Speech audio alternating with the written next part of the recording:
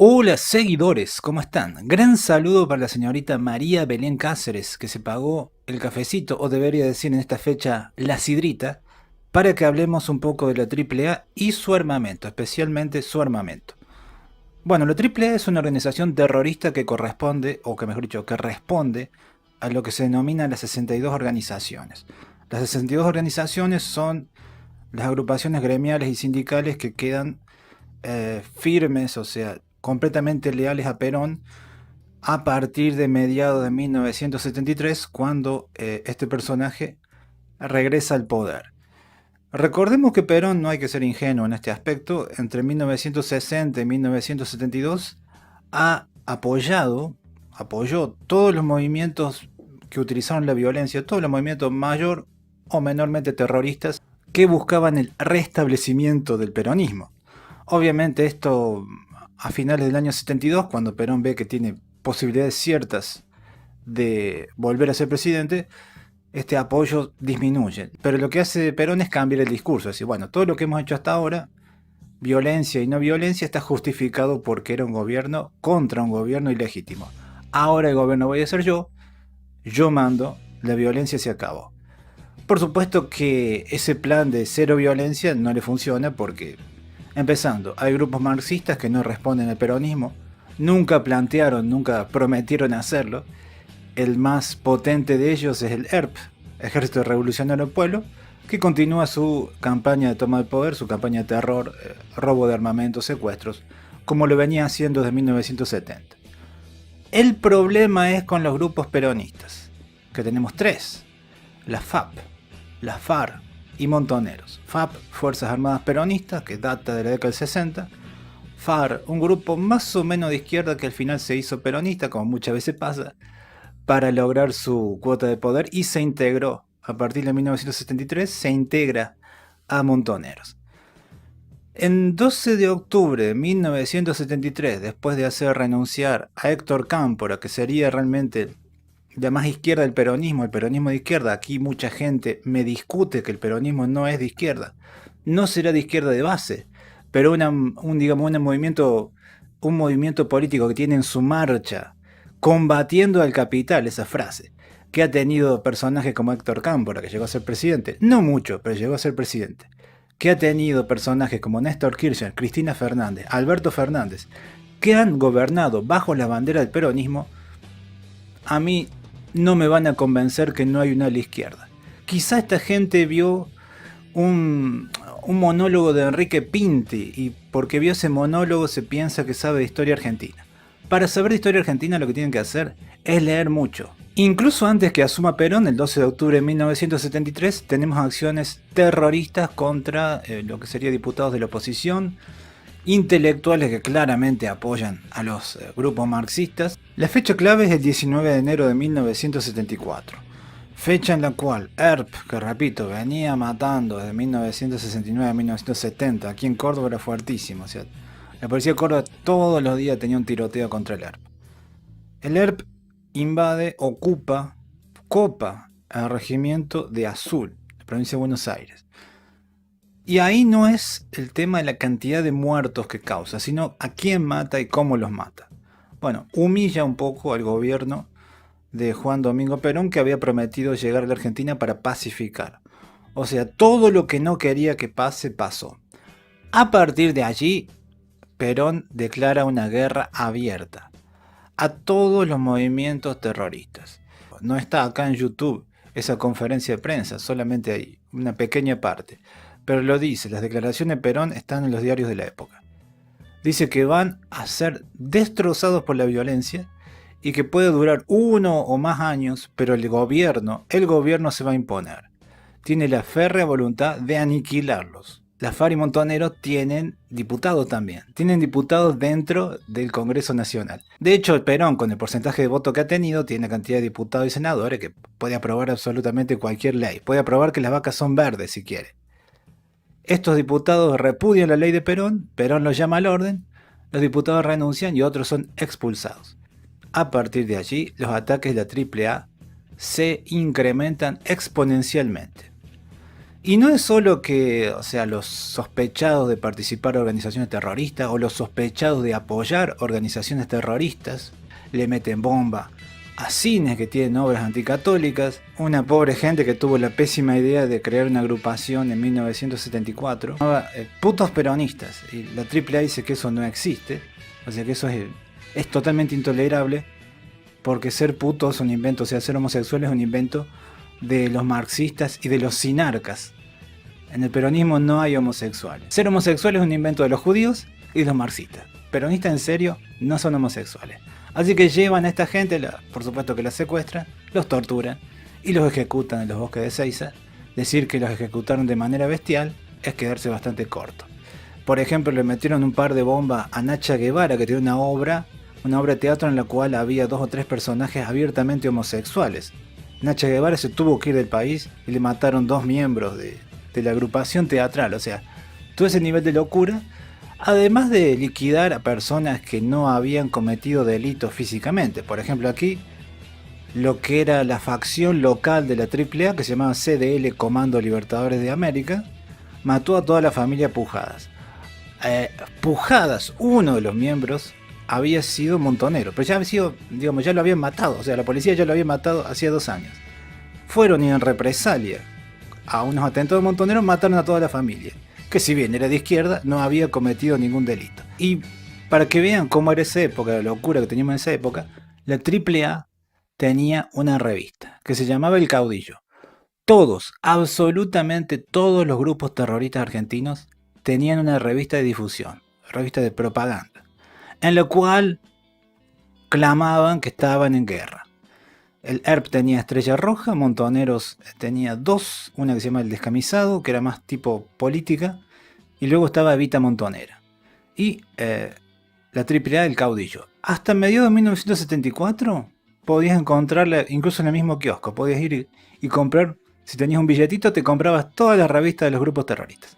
Y todo el mundo sabía de qué lado estaba. Por eso Perón, esa famosa conferencia, que la periodista Ana Guzzetti le pregunta por los grupos fascistas, Perón le dice, ustedes son la ultraizquierda, porque sabía que el diario El Mundo estaba financiado por el ERP, grupo marxista. O sea, todos se conocían entre ellos, todos se mataban entre ellos. El problema es que mataban a mucha gente inocente, y la gente que no quería participar en nada quedaba entre las bombas y los disparos. Esa es la década del 70. En cuanto al armamento, bueno, el armamento es similar a lo que usan básicamente otros grupos terroristas. La diferencia es que no tienen que robarlos porque básicamente los suministra el Estado peronista. O sea, el armamento en el sentido que usan las pistolas Browning 9 milímetros, la Ballester Morina calibre 45, la Colt argentina, la Colt modelo 1927 y los fusiles FAL. También hay un arma, estas son armas importadas, que es característica de la forma de matar de la AAA. Porque la AAA mata con mucho más disparos, como vimos, no le hace asco a la bomba, pero mata con mucho más disparos que el resto de los grupos terroristas. Y ese arma es la Military Armament Corporation Mac 10 y Mac 11, la famosa Ingram, que parece una Uzi, pero realmente no es una Uzi, es un arma completamente distinta, diseñada por un señor que se llama Gordon Ingram, y se caracteriza por el altísimo nivel de fuego, la cadencia cíclica. Es mucho más alta que una Uzi normal. Recién la micro Uzi tendría una cadencia parecida. Estamos hablando de más de 1000 disparos por minuto. Parece una MG42. Es de calibre, se consigue en calibre 45, 9 milímetros corto y 9 milímetros. También tienen la escopeta High Standard modelo 10.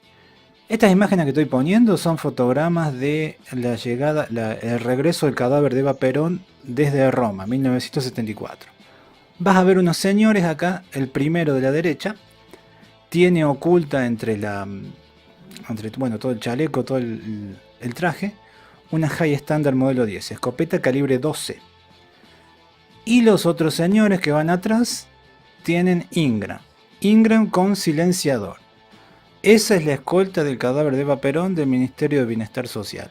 Como ves, el Ministerio de Bienestar Social, acá, la AAA, tenía los mejores fierros. También vas a ver, esto es, te voy a mostrar, allanamiento en el ministerio cuando cae el gobierno peronista. Estamos hablando 25 de marzo, 26 de marzo se hizo el allanamiento, de 1976. Y encuentran, digamos, la reserva de armamento de la AAA. Ahí vas a ver alineadas las escopetas High Standard y también revólveres 357 Magnum, que eran el Smith & Wesson modelo... No es el modelo 10. El modelo 10 de 38. Bueno, no me acuerdo en este momento, pero es un Smith & Wesson. Creo que es la variante Combat Masterpiece. 357 Magnum. El problema, entre comillas, para AAA, que el revólver solo albergaba 6 disparos. Y eso es como gusta poco. Cuando se secuestra ese alijo de armas, mucho del armamento pasa a Fuerzas Armadas. Obviamente en el revólver no hay mucho uso, quizás pasó a grupos, digamos, de acción encubierta, pero las escopetas sí pasan a la Armada y todavía esas escopetas High Standard modelo 10 se pueden ver en los armeros de algunos buques argentinos. Por ejemplo, algunos de la clase MECO 360, las Almirante Brown, y también lo he visto en los armeros del buque más nuevo, que es las OPV 87. O sea, si vos abrís el armero de las patrulleras francesas que llegaron entre 2019 y 2022, vas a ver escopetas que se secuestraron a la AAA. O sea, terminamos con armamento de terroristas en la Armada. Bueno, cosas que pasan. A la Ingram la vi cuando yo era muy chico acá en la escuela de aviación. Está hablando de 1993 por ahí. Unas puertas abiertas que hacían. Y el GOE de la Fuerza Aérea tenía Ingram. Supongo que con las armas más modernas que tiene ahora, no mucho más modernas, pero mejores al fin, ya no lo utiliza más. Y seamos sinceros, la Ingram, más allá de la espectacularidad que tiene de hacer muchos disparos, es para muy corta distancia y es un arma, incluso con silenciador, que con el silenciador tenés un punto de agarre más, bastante incontrolable, bastante imprecisa. Se hizo muy famosa en una época, pero se le acabó básicamente la diversión cuando los alemanes empiezan a tener ventas del subfusil MP5 que dispara a cerrojo cerrado, a menor cadencia, pero mucha mayor precisión. Realmente las balas de 9 milímetros van donde uno quiere y no como una especie de perdigonada, que es básicamente una doctrina de gángster. En cambio, la MP5 tiene una doctrina policial y militar. Bien, eso ha sido todo por ahora. Yo me voy despidiendo. Por supuesto, sigan aportando cervecita para que tengamos más y mejores videos.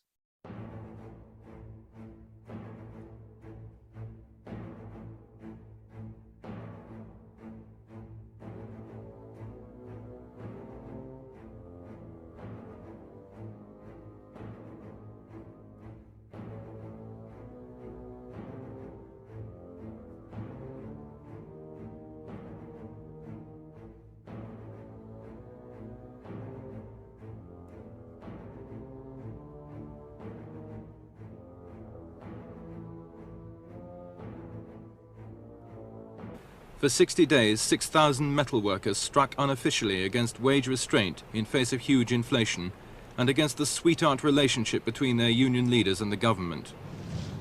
Federal police moved in. 500 workers were sacked and 143 flung in jail without trial. Since then, union bully boys and police have continued to rub out troublemakers. One man handing out leaflets was machine-gunned from a police car. Another shot dead while painting a slogan on a wall. Though the strike is long over, the violence continues. It was here on this dirt road that some railway workers discovered 3 bodies. One was that of a 29-year-old local lawyer, Dr. Concepcion de Grandis, and 2 of her clients. All 3 had been brutally murdered. They were filled up with lead, about 15 shots in each. Dr. de Grandis had disappeared about 24 hours previously from her office in the center of town. A car had arrived. Plainclothes police, armed to the teeth, had got out and taken her away, and that was the last time she was seen alive.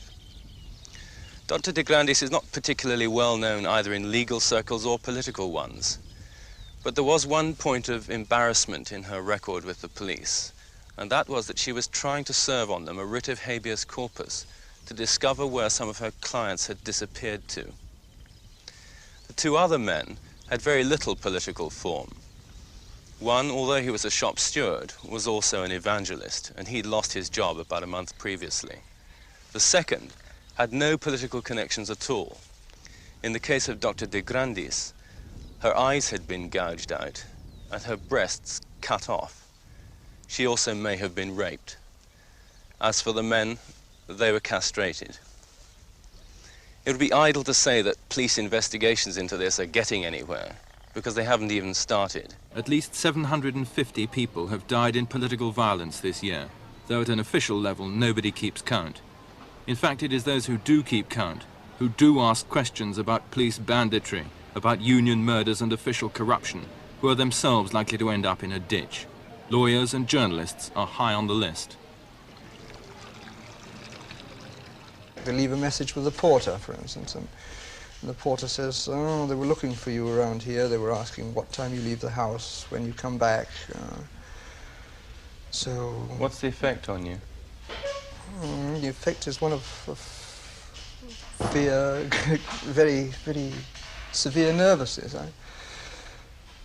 You start changing the way the route, or the ordinary route you walk home on. You try to take a bus instead of a train, and it's all useless, because if they're out to get you, they'll get you anyway.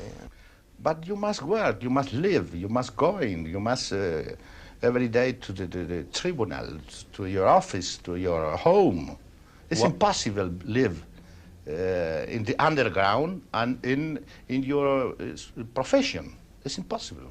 This killing every day, this is possible only with official support. That's a very serious accusation. Yes, that is very serious, but this is the daily reality. Because every day you have 5, 10 killed. Nobody does anything about it? No. On the day after this interview was filmed, 2 of this lawyer's friends were murdered and 4 more threatened. All were lawyers. His 30 missing clients are still missing.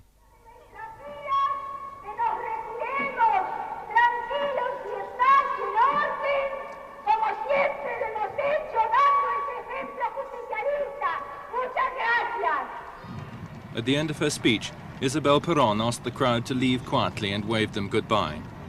Indeed, they've seen little of her since. Yesterday, she entered hospital with a minor complaint, pausing only to denounce the journalistic terrorism which was pressing her to resign. As the assorted henchmen, party officials and ministers joined in the national hymn, they too must have wondered how much longer her presidency could survive. Hear mortals the sacred call, liberty, liberty, liberty. Hear the noise of breaking chains, sang the crowd. On the sidelines, watching, listening, prepared, the army, knowing that when Isabel is finally dislodged, they will surely inherit a crumbling economy, worsening civil disorder, and the ruins of a political dream.